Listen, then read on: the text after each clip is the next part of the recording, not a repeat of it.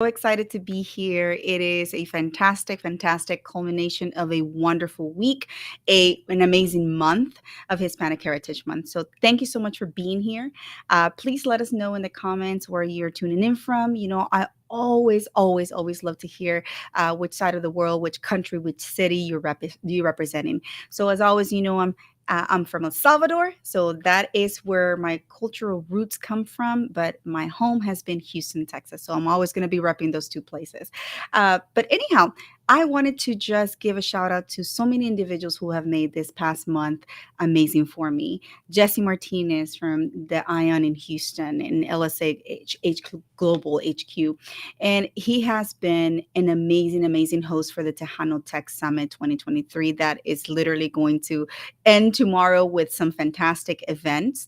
And so, right after the show, it's like, I have to go run. I've been solicited in so many different events, but that is the beauty of it. I love doing that because it shows that we're coming together as a community, shows that so many different industries, technology, healthcare, business, leadership, everybody is coming together for one purpose, and that is to uplift the Hispanic name, the Latinos worldwide.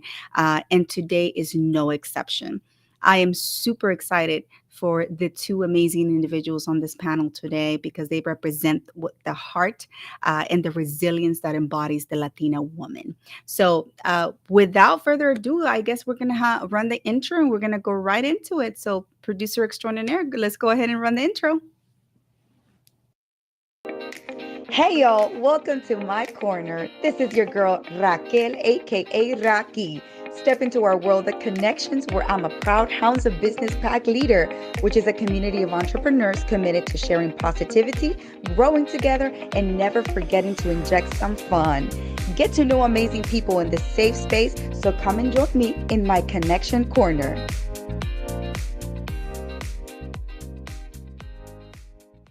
And dance. And dance and dance. We always have to dance. It's all about the good vibes. It's about, just the amazing stuff that we go through, that we experience on a daily basis. Never forget that, whatever journey you're on, you're not alone. We're here together. We can walk this journey together, and you can always reach to the side and find a hand to hold. So shout out to one of the sponsors, and I'm actually wearing one of this merch, Walking Tall. Shout out to you all, Chris Malazewski, Todd Lylevin, and Dr. Vanessa La Rosa for putting together this amazing effort for mental wellness and mental health. So raising awareness. So, oh my gosh, who's popping up? I want to definitely, shout out Kenny D. I love you. Thank you. I am still waiting for my sweet potato cheesecake, though. You said it's coming. I don't know when, but shout out. Thanksgiving is around the corner. So I'm hoping that at least I will get it by then. Hello, Brother Steven. Thank you so much. You always show up and support. I love you guys. Shout out to the Hound. You guys have been doing so much this week. It's ridiculous. Everybody's been doing so many things, so many live streams. Shout out to CJ, Dr. Constance Leland with your global summit. Oh my God. I don't know how you do it. You have like 7,000 courses, 3,000 degrees, and you still manage to put this together for the audience, for your, just the amazing individuals that you have on there. So I love it. Lion Flood, hi. First time seeing you here. Good morning and welcome. Thank you so much for your support. So anyhow, just like I said, just let us know where you're popping in. Take this opportunity to connect in the comments. This is, after all, Connection Corner, and specifically named it like that because this is the idea is for you to network, to get to know individuals in the comments, possibly network. Don't lead with transaction, though. Do not pitch lap. That's not what this is about. This is to actually get to know the individual, the person, the human behind the tie, as I always like to say, the suit and tie. But anyhow, so before we begin with the ladies, I definitely want to shout out some individuals who make this show a possibility. So not sure if it's somewhere there. Hi, India. I know it's like late for y'all over there. It's like 10 p.m. already. So thank you so much for tuning in.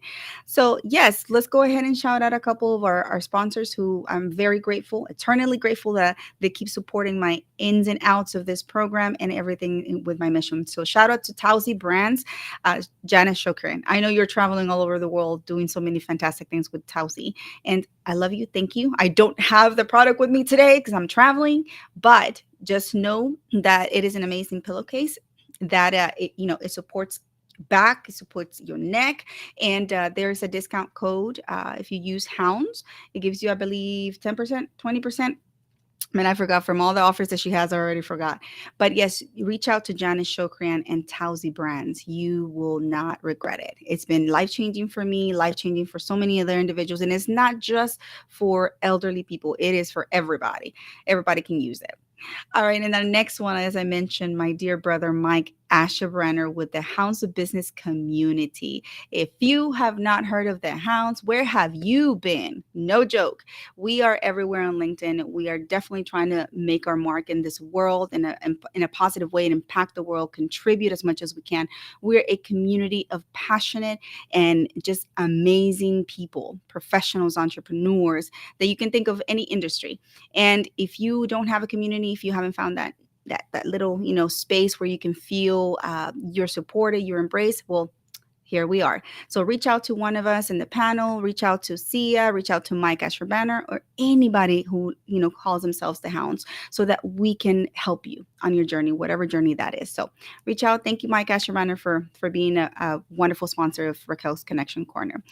Our next one is the one and only Brilliant Beam Media, who makes this possible as well. As you can see, all the graphics, all the sound, everything that you see displayed on this beautiful screen is Brilliant Beam Media production.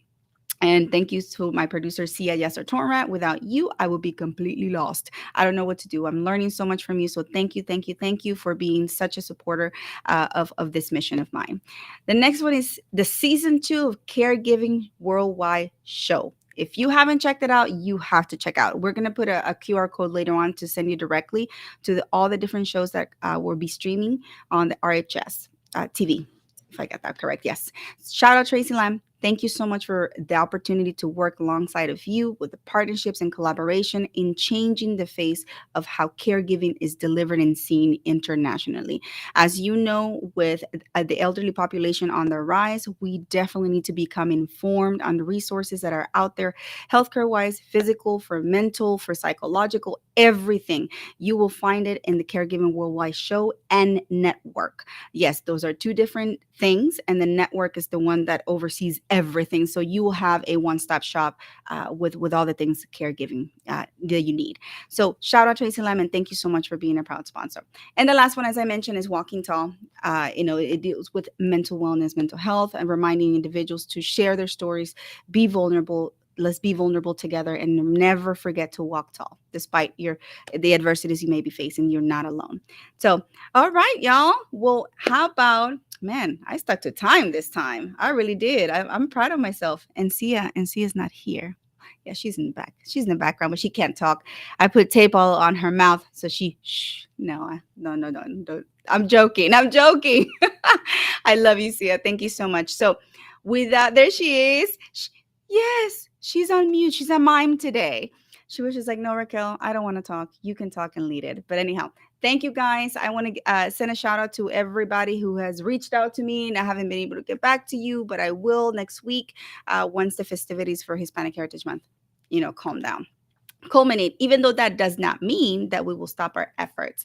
And what I mean by when I say that is we love, just we enjoy talking to people about our culture, educating individuals about our heritage, about just our different roots. Even though we are sometimes lumped as Hispanics in general, Latinos are the same, they're all Mexican. No, that's not true. We are very unique and different in so many aspects, but that is what makes us even more enriching. So I always take the opportunity to educate individuals if they have a question. How different is El Salvador culture to Mexican culture to Cuban culture? There are so many differences, and you can start with food, music, customs, celebrations, beliefs, religion, not to get into politics, but there are so many aspects that really differentiate us from one country, one Hispanic or Spanish speaking country to the other. So, but that's why this topic today was very important for me to cover, because we don't have many Latinas talking about their experiences in the U.S. military, or in the armed forces, however your preference of choice is word.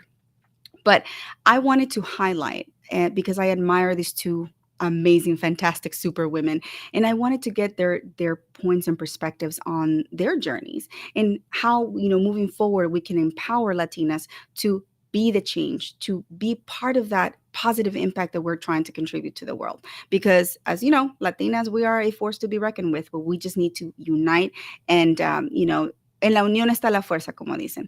Así es que para toda mi gente latina que está ya todavía celebrando, básicamente ya estamos cerrando lo que es el mes de la hispanidad. Así es que vamos a celebrarlo a lo grande y tengo a dos damas que son unas superhéroes, yo les digo. Entonces, without further ado, let's go ahead and get the ladies on stage. Welcome, please, Marine Officer Sandra Gonzalez and Army Officer Erika Santillano Dent. Welcome. Yay. Hola. Hello, hello, So we hello. don't we don't have the applause today, ladies. I'm not spoiled today. Miss Syya is not spoiling me today. Usually we have an applause, but y'all can do it at home. I'm so excited, ladies. Thank you so much for taking time on this beautiful Saturday morning to be here with me, and to come share with the audience, what it is to be Latina, what it is to be a hero that serves the country, that really goes above and beyond the call of duty. So let's go ahead and start introducing your name and what do you do and where are you from? Sandra, go ahead. Well, good morning, buenos dias. What an absolute honor it is to be here, Raquel. I'm so honored to be part of your connection corner, whether it's the Hounds family. I mean, on a global scale, you attract amazing, incredible people. But who am I? My name is Sandra Gonzalez. I'm a retired Marine officer turned executive coach speaker. I had the honor, the distinction of serving 20 years of honorable service as a U.S. Marine. Now I guide and train high caliber entrepreneurs, business executives, CEOs to take command of any room they step into so they can magnetize opportunities for impact and growth. And how do I do that? I help them cultivate sexy confidence, which is this ability to master yourself and stay calm during stressful challenges and situations. Now, I'll leave you with this because we have beautiful Erika here that we need to introduce as well. Sexy confidence is a high performance attitude. It's this high performing state of mind that enables you to do just that, be you and take command of any room. But Erika's here. What an honor it is to be here. Thank you so much. Thank you. Indeed, yes. Well, there you go. De una hermana a otra, from one sister to another. All right. They speak the same language, heart language, and mission language. So go ahead, Erika. Introduce yourself and welcome. Thank you. Good morning, buenos días. Mi nombre es Erika Santillano Dent. Yo soy salvadoreña. Woohoo! Y thank you. Currently, I am going through flight training for the Army to become a helicopter pilot. Oh my gosh. Yes. This is my celebration. This is my celebration. Just let me make sure that the audience knows. A Black Hawk, right? Black Hawk, yes. Black Hawk helicopter. That's what Yes. you're training for. But you already know how to fly others, right? The Lakota, which is like a baby helicopter, but yeah. Well, regardless, it's a baby a helicopter indeed. I mean, you go up in the air. If you can fly one of those things, man, I commend you because I know I can't. So Yeah. that's amazing. So you see the caliber of fantastic women we're dealing with over here. Okay, these ladies are bad asses, like no joke. So you already mentioned, Erika, you're from El Salvador. So tell us a little bit about how it was growing up. In our culture, because like I said, by the way, guys, Erika is one of my best friends from college. We went through so much together, and so it's I know her, but I definitely want her to share her story and what it was her, when she was growing up in El Salvador and here. So go ahead, Erika, share us a little bit about that. So, yo vine a los Estados Unidos cuando tenía 11 años. Crecí con una mamá y dos hermanos, a single mom. She was very young when she had us. So She was younger than I was, like way younger than I was when I had my first child. So thinking about that and how she raised the three of us by herself, I'm like, wow, I never really understood what she went through and her struggles until I had my own son. Mm, And I started dealing with all that myself. So yeah. she's my hero. So vine aquí cuando tenía 11 años y todavía estaba mi mamá creciéndonos ella sola, mis hermanos y a mí. Y fue un poco interesante la vida aquí creciendo porque la cultura de aquí en los Estados Unidos es muy diferente a la de El Salvador, como tú sabes, Raquel. Yep. Y Mm-hmm. yo vengo de una familia que no es educada. A mi mamá fue al segundo grado, ella apenas sabe leer y escribir. Mm-hmm. Y nadie en mi familia había terminado la secundaria ni nada de eso, nadie aspiraba a ir a la universidad o sea, yo fui la primera que decía, ¿por qué no? Yep. ¿Por qué yo no puedo ir? Porque yo no sabía nada de eso y tuve la suerte de encontrar mucha gente que me pudo guiar a cómo poder ir a la universidad y es ahí donde conocí a ti. Yeah. Había conocido a mucha gente salvadoreña que diga, oh, wow, yo me puedo conectar con ellos, Mm-hmm. ellos me entienden, ellos, we're very family oriented. So when we find our people, we tend to like make our own groups and stick Yes. to them because we just want to feel like we fit in and we belong. So Right. that was, Right. it Mm-hmm. was a very big culture shock for me coming here so young, and I've been here for more than half my life. So I feel like even though I try to go back as often as I can because my Mm-hmm. mom still lives there, I feel like I have become more Americanized than anything. But Okay. yo todavía Mm-hmm. me acuerdo de mi cultura, yo todavía tengo a mis primos y obvio a mis hermanos aquí, que cualquier oportunidad que tenemos, nosotros siempre estamos juntos, spending time Mm-hmm. together, celebrating anything really. It's just an excuse to have a party any weekend that we can. So Yes, no, and absolutely, and I totally get that part because this is the shared value that you and I have is that we're both Salvadorian, right? So our culture resonates, and we have so many intersections. And when you're talking about being the first one in our families to say, okay, why not? I mean, I want an education. You came to this country. Let's make something better of ourselves, to make the next generation even better. So w- before we get into the details, that is definitely one of the things that we are the black sheeps of our family. We have very been much because we decided to do break things break the differently and norm. Yeah. break the norm, break the Mhm. mold. And I know, Sandra, you and I talked about this in my show the other day about not fitting those molds. So how was your experience growing up in our cultures and los Latinos and los Hispanos, and did you get that support from your family? Did they understand what you were doing? Do they still understand? Because I know they don't. Yeah. Great, great question, Raquel.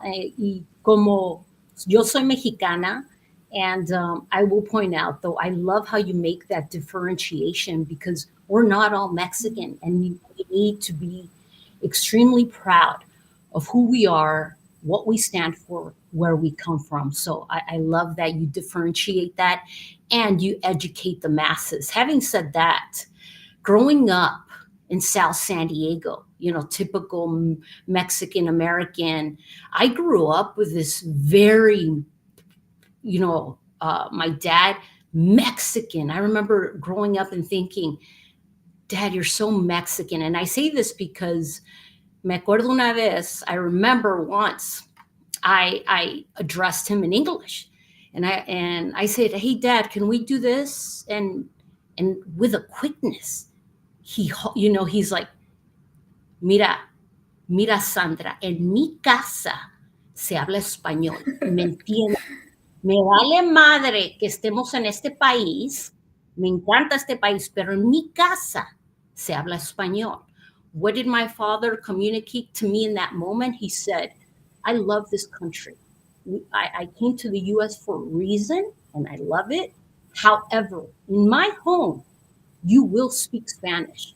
You will be fluent and you will address me as such. And in that moment, I was like, damn, Dad, why you got to be so Mexican? But because I grew up a tomboy, I'm still a tomboy. And, I grew up very competitive.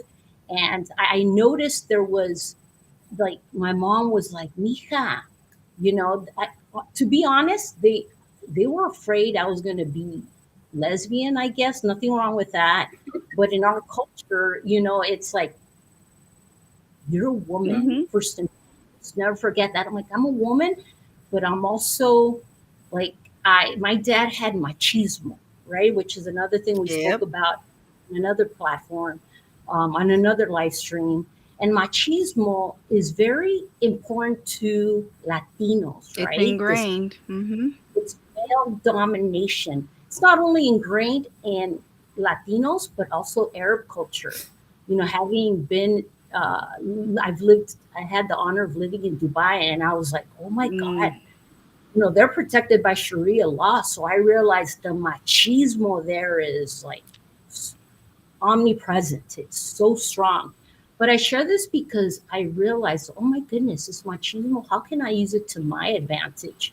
And it conflicted Mm-hmm. with my culture because they're like, tú eres una mujer, Mm-hmm. woman. You're supposed to, be poised. You're Mm-hmm. supposed to be educated. You're supposed to be Yep. subservient. Yep. And I'm, Yeah. well, Yep. I'm type I have a lot to say about that, but okay. Yep. Yes. that is like, and I have another story in the military about my Latino culture that I'll share later. But I mean, I could go on and on, Raquel, but great question. Yeah, I mean, Erica, I know you were itching to say something on that because I know and I would say I'm guilty of that. I remember when Erica came and approached me and said, "I'm going to go in the army or I'm going to enlist in the military." And I looked at her, I said, "Are you feeling okay? That's not for us." I remember like, "Are you sure?" Okay, y'all don't know. Y'all think I'm short. Erica's like shorter than me, okay? And she was so tiny, like 110 pounds or something in college. And I'm just like, you're gonna do what? I'm like, Erica, you're gonna get hurt out there. And I remember, and that was my cultural like notion speaking on my behalf, even though I could have been like, oh my god, Erica, like that's fantastic, like congratulations, I admire you for having the courage. Instead, I was like, are you sure you don't have a fever? Are you feeling feverish or something? Do you remember that moment? Yeah. I got it from everybody basically. So yeah. Me too. Me too. I got the same thing. They're like, "Estás loca? You crazy? You're joining the Marine Corps?" Yeah, Oh, God, it's been nice knowing you. yeah, Mi mamá me dijo, ¿qué vas a hacer, qué, Erika? yeah, Deberías yeah. de estar en tu casa cuidando a tu esposo. No tenía hijos en ese momento. Digo, él se puede cuidar solo.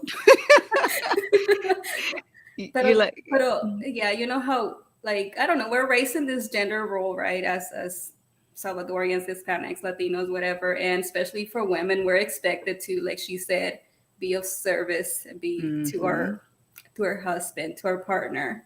And I feel like I always fought that all my life. So I was mm, always the black sheep. And I decided to wait to become a mother. I wasn't planning on, but then I decided I wanted to. And that was a big like, no, what are you doing? You're getting old. You're 25. You're too old. uh-huh. So I joined the military at 28. Like, what are you doing? You don't have any kids. You're barely married, and now you want to do that. That is not for women. That is for men. And Mm-hmm. that was more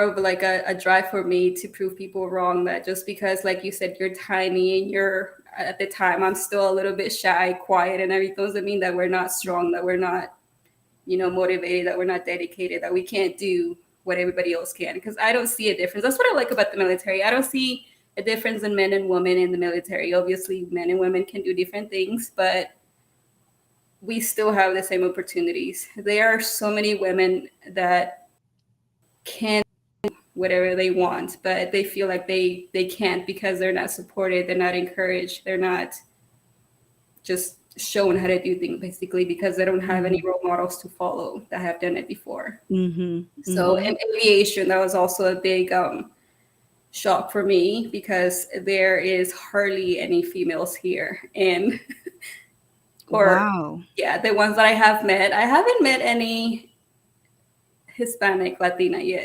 yet.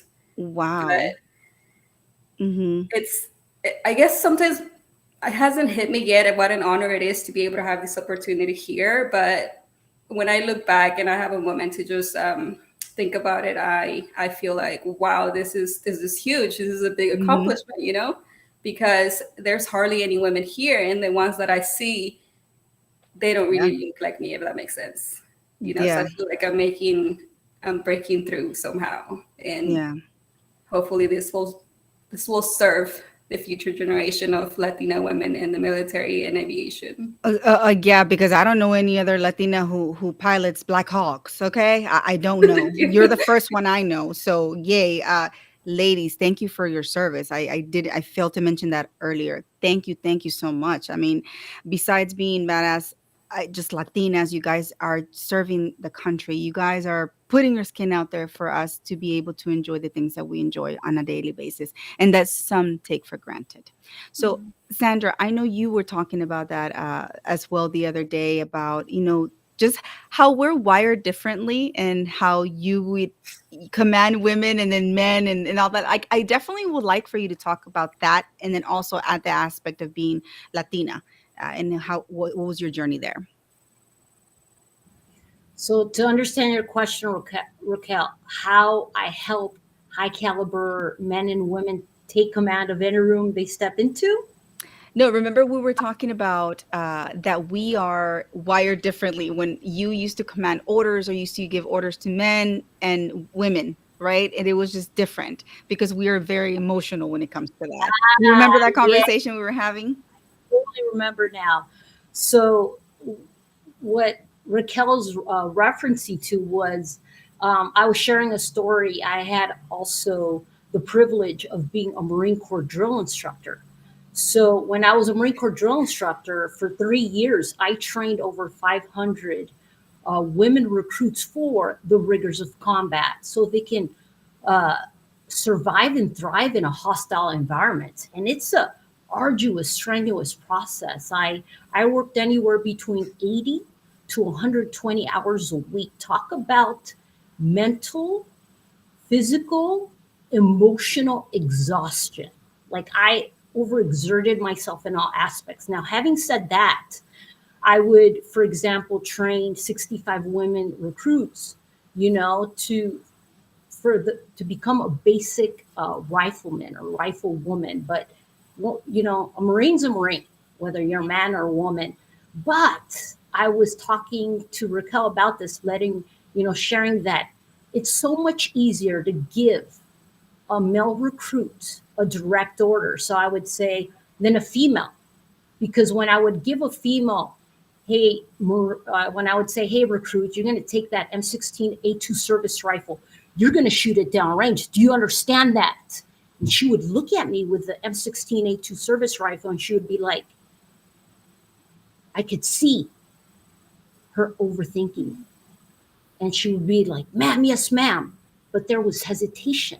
She would be like, ma'am, do you want me to shoot this weapon in the kneeling position, in the prone position, or you? And I'm like, damn, I give you Shoot a it.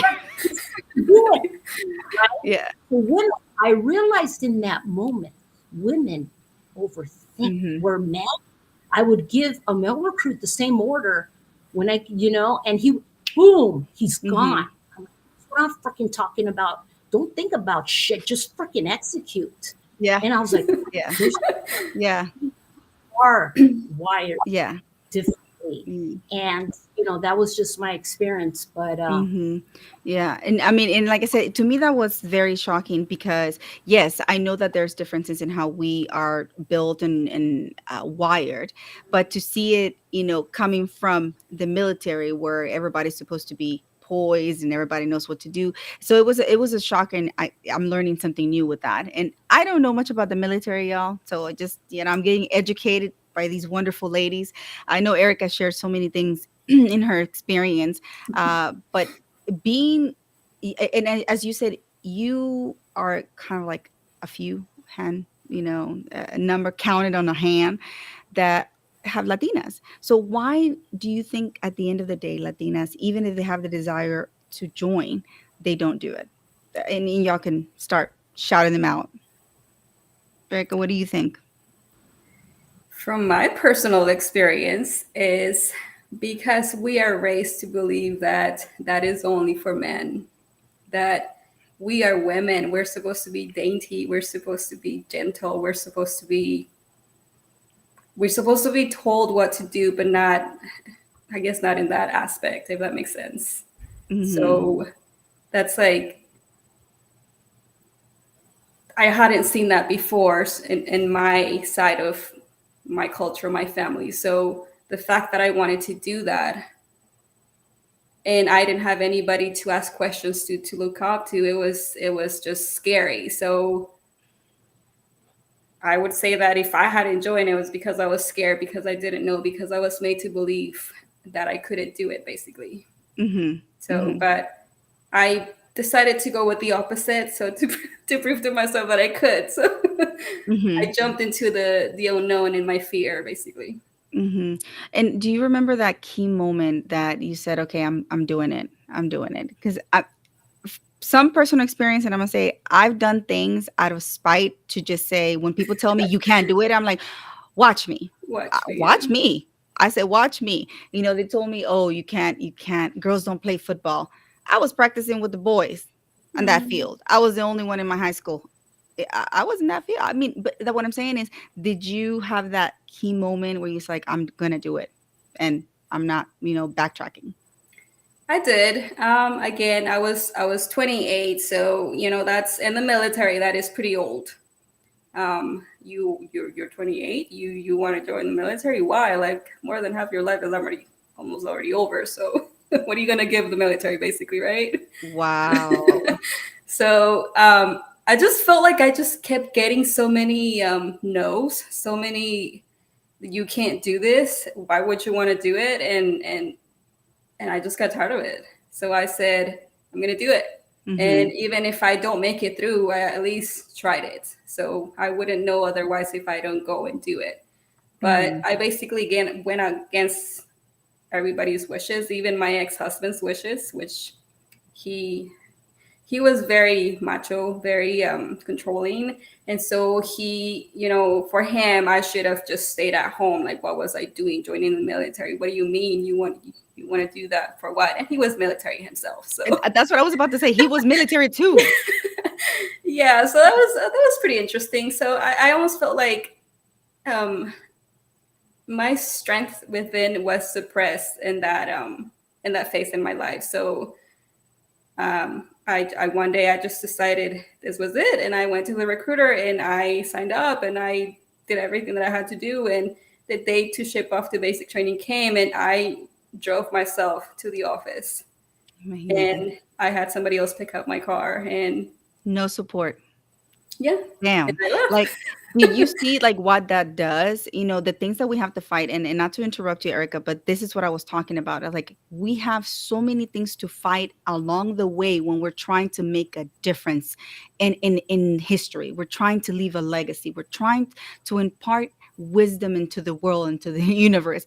Yet we're faced with so many unwritten and unspoken adversities and challenges that sometimes it makes you question, am I doing the right thing for me, for the human? So thank you for sharing that, Erica. See, I didn't know that part. I didn't know that you had gone by yourself. I didn't know that. So what about you, Sandra? Like, what would you say? I would say that, my experience has been very similar to Hmm. Erica's, but I did have, my dad. This is a man who was assertive, had sexy confidence. I'm the eldest of three, and I think he wanted me to be male. To his surprise, I was born a woman, Hmm. but I share this because I think he wanted a boy, and he raised me as such, like very tough.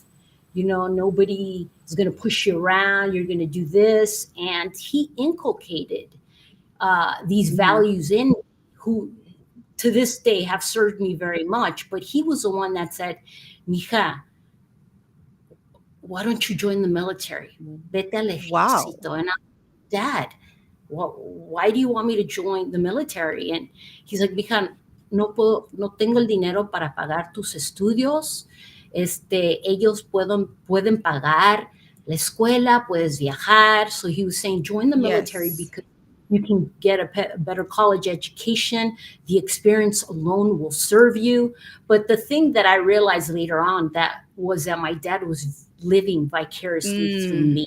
mm, He My dad was a patriot, he loved this country, and he offered everything he could his oldest daughter. So I chose the Marine Corps because of the uniforms, and just the fewer the proud, and I'm like, this is what I want. So mhm, the Marines was a tough, challenging experience, but I wouldn't have it any other way. I've realized adversity is my advantage. You know, mhm, this is also applicable as an entrepreneur now that has really served me at a high caliber capacity. And now I help others as well do that. But as a Latina, mhm. if I may share a quick story, it deals with the Salvadorian army. So ¿Qué when I was, hicieron? What they do? No, I'm just kidding. yes, yes.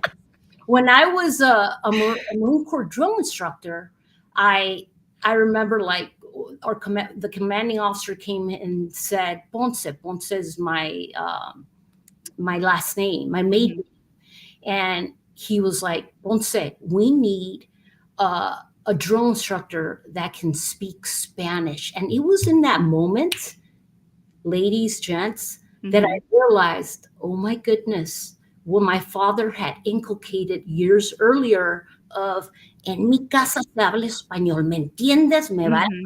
I was like, oh my goodness. And here I was thinking, my dad's so freaking Mexican. Yeah, And I realized, thank you, Dad. it's a gift. Gracias, Padre Mhm, lindo, por haberme ayudado mhm, de esta manera. So in that moment, the Salvadorian army was at the Marine Corps Depot in Parris Island, South Carolina installation. They needed a tour. They mhm. needed somebody to, guide them, give them a brief introduction into what we were doing, as drill instructors. And it was in that moment I realized, gracias, Padre lindo. Thank you for Mhm. staying true to your values, understanding who you are, where you stand from, and what we have to offer. So in that moment, I realized what a precious gift my father gave me of Yeah, honoring his values. And right. now I get to welcome the Salvadorian army. Que bendición, you know, Yeah. be a professional and communicate the words they needed to hear that day so they could understand the Marine Corps training atmosphere. Mhm. Wow. Thank you for sharing that story, Sandra. That's really nice. See, I love my Salvador. Las adoro. yeah, that's the one thing that we are so many in this country, in the United States. Estamos por todos lados, metidos por todos lados, pero we don't have that many people in powerful positions. And that is why I like no me callo la boca, voy a seguir hablando, voy a seguir dándole visibilidad y dice armando, como dice mi mamá, armando un revolú por ahí. But I mean, I just think that as long as you're not hurting someone, you're not being ill-intentioned or malicious with your intentions moving forward. If you're helping the community, if you're helping the world in a positive way, why not do it?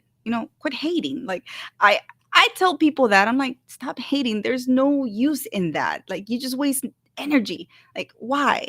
But I mean, that was one of the things. Like the observation from what you just shared is it's interesting that your dad te inculcó, sí, el valor de hablar el idioma, pero a la misma vez, te decía: "Vete al Army", cosa de que a mí nunca me iban a decir eso. A mí me decían: Las mujeres no juegan fútbol", because I love soccer. I wanted to go play soccer so bad. Soccer is huge in El Salvador. So for us, for me to be in this country and be able to see, like, all the girls play soccer, I'm like, "I wanna play." My parents said, "No, girls don't play soccer. Girls, they go to school and come back home and help around the house." And I'm like, "Yeah, but I can still play a sport." That was my mentality. And I tell you, I still did play soccer. I went against their wishes. I hid. I enlisted a couple of friends to help me kind of hide. I was staying. What I would tell them is I was tutoring What helped me is that I was a good student. I was a straight A student. I was very, I was an honor student. So they didn't have much to say. And then at one point, they just gave up. They're like, "Ay, Raquel is gonna do whatever she's gonna do." So que Diosito la ampare.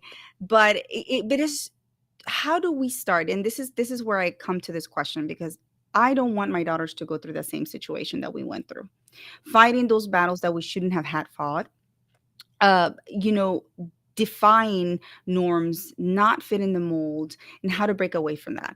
What message would you give individuals who may be experiencing that? What would be your golden nugget, or what would be something, if you were talking to your younger self, let's say, for example, what would you say? Man, we're healing here, okay? We're healing. Everything we talk about is a healing journey. What would you say, Erica? Oh, I think you're muted. I'm sorry. Go ahead. So, what would I tell myself? I've always grown, or I've grown up being very self-conscious, very, I would say, lacking confidence, just because, again, I didn't really see any strong woman, confident, strong woman growing up, or I didn't have any examples of that. So, what I would tell myself is, you are you, and it is okay if you don't fit in. It's okay to be different. And if you try and you fail, you tried, and now you know. If you want to try again, try again. But don't be scared. Basically, just don't be scared. And don't worry about what other people are saying about you. They are not living your life. You are. Like that. I love that.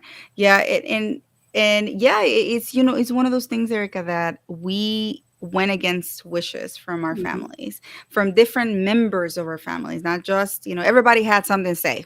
Let me just say that. Yeah. Everyone had something to say, but not everyone was willing to extend a hand, lend help, or do anything. They were just bystanders that had a lot to say, and Negative not in a things. Yeah. constructive way. And I'm Yeah. just like, Mhm. "Váyanse de aquí." And just Mhm. sáquense. Like that. It came to the point where I was like, that's it, no more. Like, I am Yeah. not listening. I'm shutting everything out. And como el caballo, viendo para enfrente, right? Yeah. Es la verdad. And what about you, Sandra? Beautiful input from Erica. I would say for the woman or man, it's applicable to both, who's on the verge of possibly joining the military, you're Latino or what have you, you need to make a decision. My suggestion is this: listen to what's calling at you, not what's clawing at you. There's a big Mhm. differentiation there, and there's something nudging you from within. And there's going to be so many external factors. You have to learn how to silence distraction and go, me vale madre. Yo me voy a meter a los Marines and I'm going to give it my best shot. If I fail, I fail. I'm going to honor my journey, honor my life by giving it my best shot. And I think people, they give into listening to what's clawing at them, especially Latinas, because, I had it like my aunt, my Hmm. mom, Hmm. they're like, ¿estás loca? ¿Por qué te vas a meter al ejército, mija? Puro hombre, and again, they don't know. Yep.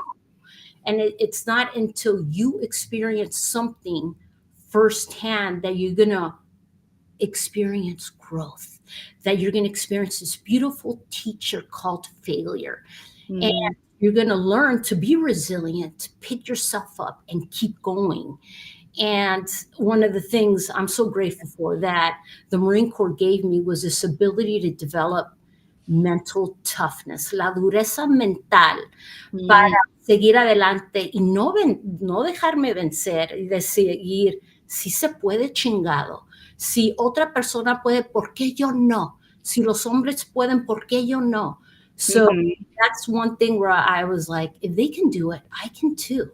I have Te me adelantaste, Sandra. Esa era la siguiente pregunta que te iba a hacer. How your experiences from the military have helped you in your career and in your daily life, civilian life. And you just answered part of it, but go ahead. yeah. So to finish, the first part was listen to what's calling at you, Mhm. not what's clawing at you, which is the ego. Sometimes your ego's not your amigo, but I the love that. Damn, girl, you're just dropping perpetual golden nuggets. Let me write these down. Raquel's Corner. Know what I'm saying? Jesus. It's an Okay. absolute honor to be here with my Salvadorian sisters. It's a party. We unite, and it's all about having fun. So the second part of your question, I believe, was how has that transferable skills? How has the Yes. military component really helped me? As an entrepreneur, Mhm. I would say the thing that comes to mind, Raquel, so many, but adversity is your advantage.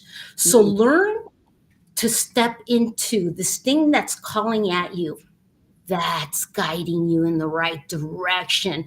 This is some good shit. You want to Yes. step to Yes. uncertainty, Yes. right? You want to step into uncertainty. You want to be comfortable with the uncomfortable. Mhm. And it's in those moments, whether I was surrounded by these male Marines, you smell testosterone in the room, and I'm scared shitless. I'm not showing it, Mhm. showing it, but I'm scared, and I'm like, oh shoot, I'm gonna Yep. give it my shot and move forward. Why? Porque soy mexicana, porque no me dejo vencer, porque estoy aquí representando mi comunidad, Mhm. la Latina que soy. I'm here representing my community, where I come from, what I stand for. So adversity is your advantage. Remember that. Mm. Man, you took me to church, girl. That's all I'm gonna say. I'm like, praise it, praise it. Go, Sandra, go, Sandra. I'm like over here trying to contain myself. Tú sabes que yo soy loca. Esto es un show y es una fiesta. Al final del día estamos aprendiendo de nuestras adversidades, de cada consecuencia que hemos tenido a raíz de nuestras decisiones como mujeres de decir, hasta aquí me vale madre. Vamos a ver, Erika, ¿qué dirías tú? What would you say, girl? Oh, I keep forgetting. I have you muted. I'm sorry. There you go. What would I say? I feel like the military has taught me so many good things, and the biggest thing that I've taken out of it into my personal life, especially motherhood, adapt and overcome, adapt and overcome. Because you have sometimes you feel like you have no control of things, right? Mhm. And sometimes I feel like I fight against things. I don't know why I do, but I feel like I make things harder for myself. But instead of fighting against things, I should just adapt and overcome instead of going against the flow, go with the flow, you know? Try and fit Mhm. into what is try to mold into what is flowing in the right direction instead of going against it. So the military has taught me that, and motherhood, as you know, Mm. you Mm. Mm. just got to go with the flow because Mhm. it's hard. Yeah. It's hard having I would say a civilian life and parenthood outside of the military and in the military. So it's like living two different lives. So, I mean, so how do you handle that though? The pull of the motherhood and then your demanding career. Like what, like I know you've gone through some things, you shared some things with me that obviously you couldn't disclose to your family because they would be like, sí, te dije, I told you. Oh Eso yeah, es lo que yeah, te yeah. ganas. They would be like, te diste en los dientes y ahora estás regresando con nosotros. Like, I can hear it. My I've heard it. mom, everybody else, ya no llores, tú lo quisiste así. Ahí está. Eso es lo que querías. mis, Go. mis hermanos también igual. Okay, so I have been blessed this time around to find a partner that has supportive of my dreams, my Hmm. career change to be here. It's not something that I was planning on doing really. Like I said, parenthood kind of just happened, motherhood just happened really. Hmm. And it has been the biggest struggle of my life to do that, to be a mother and be here. Something that I never thought would be the hardest thing, but it is. So that's the other thing that takes me back to my mom when she brought us here by herself and she raised us by herself. And I'm thinking, oh my God, I am 3, 4 years older than you were at that time, and I can't even deal with. I like, as you know, I had like a mini breakdown through my Yeah. training, so I had to take a step back and really consider and refocus what I really wanted. So, um, motherhood is hard. Being in the military is hard. So those two things kind of just clash. And Yeah. what has helped me, I feel, is my husband. He has taken the load in raising our child so far right now because he is still in Texas and I'm here in Alabama, and we have made it work so far. So Mm-hmm. Shout out Dent, Mr. Dent. Thank you yes, so much it's for being so yes, supportive. my You've been number one. amazing. You're a real one. You're I remember the first time I met him and I was like, okay. But yeah, Yeah, but but if it wasn't for him, I feel like I wouldn't be here. I yeah, wouldn't be here, to be honest. yeah. Well, and that goes to show that whenever we as Latinas have a supportive, well, that goes in general, I guess, a Hmm. supportive environment, an ecosystem that is really nurturing, we are unstoppable. Hmm. We are invincible. We can conquer the world. But it goes back to the basics of really honestly believing in yourself, standing your ground, and having that reliable back, support to guide us right through the toughest challenges. Sandra, I know you have beautiful kids. They're already grown, right? I don't know how because you just look shy of like 20, but how was it for you navigating motherhood and also being in the military as a fantastic, phenomenal, officer? Thank you. This, without a doubt, was the most challenging aspect for me as a woman, as a Latina, especially because of our values. My oldest is a veteran, by the way. She served 5 years of honorable service as a U.S. Marine. She's studying psychology. She's in North Carolina. Extremely proud of my oldest. My youngest is a junior at UCSD. So I'm extremely proud of my daughters. But when I was in the Marine Corps, I had to figure out equilibrium. How do I balance being a mom? I felt pulled. I'm like, this is hard. It's like if I didn't have family, I would be a badass Marine officer. At the same time, if I wasn't a Marine officer, I'd be a badass mom. So how do you find equilibrium? You just give it your absolute best. And it's tough. One of the things that I did falter on, I'll be very truthful, was I later on I realized I wish I would have been more loving with my children. More, I wish ¿qué importa la pinche casa? Like leave, because I have OCD. Yes, I love structure and yes, I get organization, you. all Yes, yes. that, right? And I'm like, my home had to be impeccable and this BS. Who Yeah. cares? Freaking house is a mess. Go to the park with your Mm, girls. Say to your kids. I say this because kids grow up so fast. yeah. So my recommendation for Erika, and you, Raquel, your kids are Yes. younger now. ¿Qué importa la pinche casa? Leave it a mess. Go to the park. Yeah. Be present with your children. Mm, Fill up their love tank. Now, I did the best I could with what I had, but it was tough. Like when you're in this like male dominated organization, mhm. I'm on all 12 cylinders. So I couldn't necessarily take off the uniform, come home and be this loving mom. I was still like, my mom would put me in check sometimes. She's like, mija, tus hijas no son soldados. Yeah. And it's like, oh, you're right, mom. Yeah. They're children. And Yeah. now in hindsight, I'm like, I wish I would have been more loving and just being Mm, attentive to their needs. And which would, it's never too late. I do that now, but it's hard finding, there's no such thing as balance. mhm, What you need to do is find mhm. equilibrium and shift focus on the vital few priorities that make all the difference, not the trivial many. If that makes I love that. Yeah, because we Mhm. tend to focus on the trivial many, especially if we have OCD, or yeah, because I totally get it. When you say, I've chosen to leave the house a mess when I can't get to it, and chosen to take the girls to the park or just ice cream. It is a monumental shift that happens in terms of energy. But it took me a long time, and after so many heartaches, to get to that point where like I están los trastes todos sucios, ay, los hago después, que se queden ahí van a estar whenever I come back. Igual. So that's what I tell myself, and I'm just like, you know what, I can only do so many things in a day. Being a single mom is not an easy feat, and just making sure that they have what they need, the basic necessities, and that they have a well balanced mother. Because if I'm not okay, they're not going to be okay at the end of the day.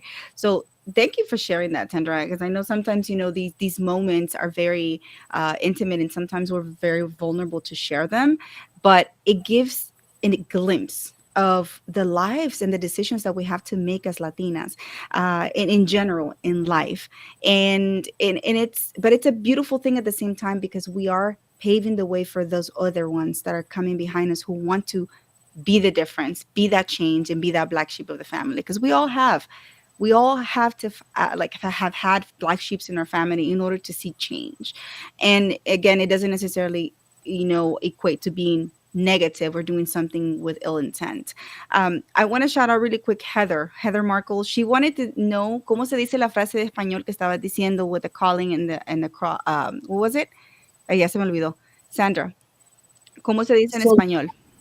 so the difference between learn to listen what's calling at you instead of what's clawing. Mm-hmm.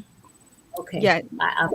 I'm going to give it my best shot because, like my fellow Mexicans know, I'm pocha. Pocha is this person that was born in the U.S. So that's another thing we could talk about. I was born in Los Angeles, right, raised by Mexican parents, and you're like Chicana. Chicana. So pocha is just like I guess it's It's a slang more, word. yeah, It's a slang word for it's a slang. Chicana. Yeah. So as a Chicana, I ni soy ni de aquí ni de allá. So I'm not from the U.S. because they're like, no, dude, look at you, you're Mexican. I'm like, oh.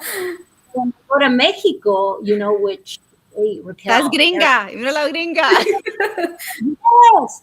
And I'm like, no manchen, soy más prieta que ustedes. And esta gringa, and then they're like lighter than me. Like my Mexican relatives, they're lighter than me. Hmm. And when I go to Mazatlan, Mexico, they're like, esta gringa. And I'm like, how do you know I'm from the Yeah. US? Yeah. The way, the way I speak, obviously, the way I dress. But going back to this amazing woman who had this question, Hmm. how do I, you know, I don't um, think it has a literal translation, to be honest with you. Es so, muy difícil, Heather. I know you want it concise, but there's just some yeah, sentences that don't translate.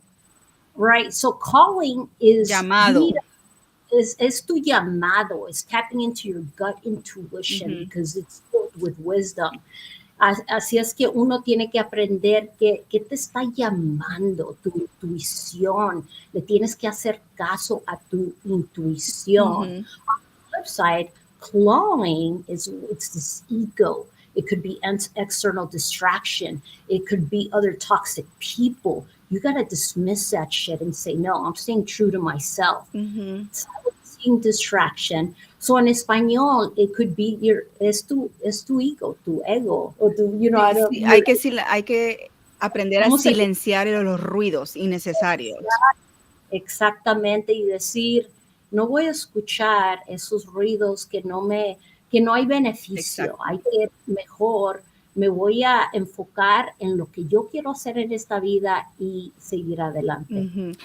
There's no, yeah, Yeah, great I love that, Heather. I hope we were able to get that for you, because some people just love when we just roll the R. Siempre quieren. Can you teach us how to roll the R? Mark Reed, behave. Cálmate, mi amigo. So he's girl. I had to wear an Alabama shirt because I lost the bet to him. He's Alabama. He's a roll tide. Roll tide. See, I said it again. Jesus. Mark, that was for you. So I wore an Alabama shirt because I lost the bet to him last week. And Mark is saying, ¿Cómo se dice chingona en inglés? Badass. It's a badass woman. Chingona. There we go. But ladies, I know it's coming to a close. I know I told I told you guys that I was going to stick to time because I know we have so many events to get to. But one of the things that I wanted to ask before leaving is, what is your vision for our Latina sisters moving forward in the future? Like, what would you love to happen for us to feel included, to feel seen? Because that's one of the few factors that, that really hinders our success, or our journey to be less tumultuous, I should say, to success. So what is your vision for us Latinas moving forward in the next 20, 30 years? And either of you, no hablen a la misma vez, por favor, okay? What would you say, Erika? I feel like the opportunities are there. I feel like Latina women are just not encouraged to take those opportunities because we are afraid of breaking the norm and looking like failures, if that makes sense. My biggest thing for me is failing and seeing and proving people right what they thought that I was going to fail. So Mm-hmm. I feel like Mm-hmm. we need stronger role models like yourself and Sandra who are out there speaking for us Thank and you. encouraging us to step out and take risks. So, and be confident in ourselves and in our abilities. We need more of those. So I feel like this is great, and I'm so proud of you, Raquel. And I'm proud of you for having the courage. By the way, y'all, full disclosure, this is Erica's first live Yay! ever, and she's done phenomenal. So I applaud you. Thank you so much for choosing this channel to be your first experience. And I hope no te hemos traumado, girl, that you'll come back and you'll have more confidence to really put forward that message that we must all hear. I always keep going back as to why no me callo la boca. Siempre estoy hablando, diciendo, contando de mi historia. I'm always telling my story because I think it's so important. So many other souls out there, they feel like their story doesn't matter, Mhm. right? And they just bury it. And I'm just like, no. Hablen, y si no Mhm. tienen que hablar, hey, I'll do it for you. Es Let's go, que let's highlight you. yo pienso porque así nos han crecido, que no tenemos que, we can't complain because if you complain, then you're just, what are you doing? Basically, nobody cares, you know. But Mm-hmm. it's very important, especially with mental health and Yes. in the military here. It's very important to seek the community, to seek self care, to be open about your struggles because you're not the only one going through that. And you're not alone, and you can't, Mm-hmm. but that's the thing, that because we've been taught that calladitas tenemos que callarnos todos los Mm-hmm. sufrimientos, everything that we go through, that, and that's just life, that we're not allowed to express our vulnerabilities, or what's bothering us. And that's something else, that's like another whole talk, girl. So we might have to Mm-hmm. come back and do a part two of just mental health in the military, and how it affects us, women, right? Mm-hmm. So having said that, Sandra, what would you say? What is your vision, in the next 20, 30 years for our Latina sisters? Inclusion, and how do we experience more inclusion? I would say, ladies, this is your entry point. This is your entry point to include yourselves wherever. And this is one of the many things I help, high caliber entrepreneurs with, is it starts with you, the things you tell yourself every day. It's this ability to kick that inner critic to the curb and say, you know what? I belong in this room. And it's one of the things that I had to coach myself on. As I remember, there was an executive, conference room filled with generals.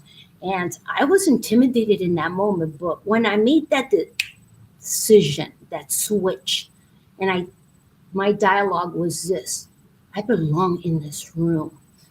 It starts with us, ladies. The boundaries we establish within ourselves, the dialogue we give ourselves. That self-talk is crucial to inclusion. And what you say, what you think about, you bring about. And that has really enabled me to take command of any room I step into and magnetize opportunities for impact and growth. So that's what I envision for Latinas, because two Latinas happen to be my daughters. Yes. You know, Girl. our kids. I know your beautiful daughters, Yes.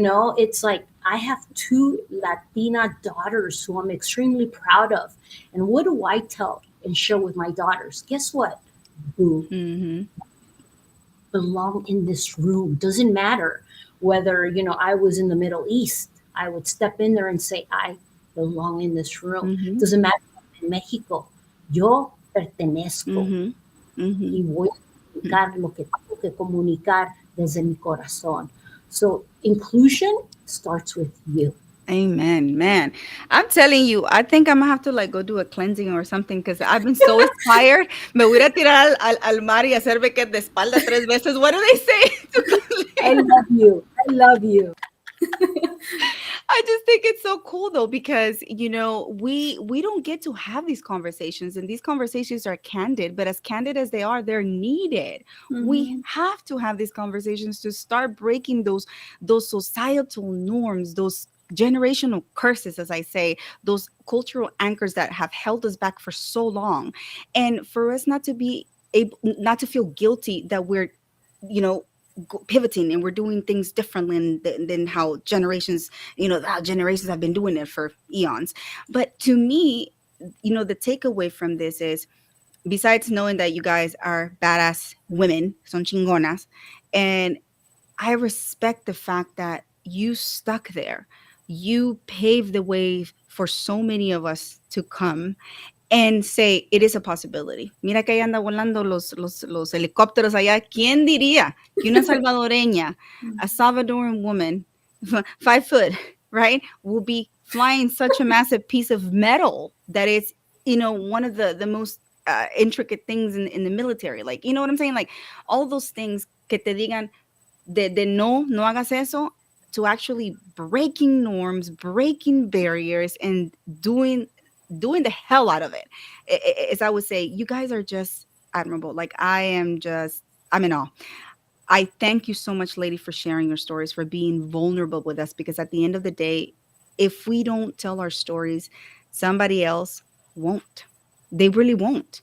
Mhm. And so our legacy will just get buried. And that's not what we wish for our children, as Sandra was saying. So I wanted to leave, and I'm about to close the show because we already went over time, and I respect time. One of the things for me that I wish I had had back then was a mentor. I really wish I had a guiding star, a guiding light that would allow me to feel seen, validated, and that I was not crazy. Vacillating and toying with two different cultures, being bicultural, it was very, very difficult for me. And it's still a healing journey because I struggle with seeing my teenage self learning English and my adult self having realized so many different things, having conquered so many different things. I still default to that teenager struggling. Does that Mhm. make sense? So things like this further validate my healing journey, that I've done it. Lo hice y soy chingona. And nobody can take that away from me. Nobody can take the fact that I've done it. I done did that, and I still Yeah. continue. You know what I'm saying? I done did that, girl. Yeah. No, and so this is what my message, my parting message would be to all the Latinas, my Latina sisters. Que te valga madre. Mhm.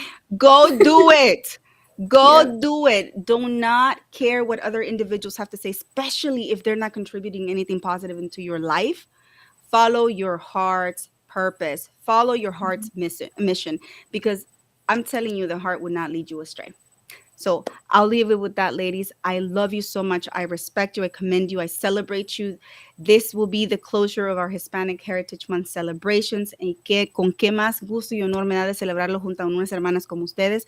Las quiero muchísimo. To everyone in the comments, thank you so much for being here, for sticking around.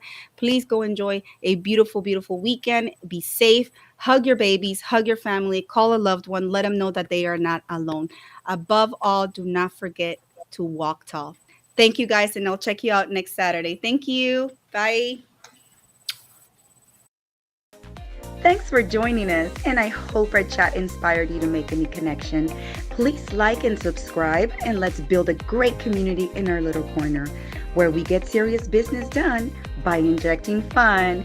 Thanks for tuning in, and until next time, come back to Raquel's Connection Corner.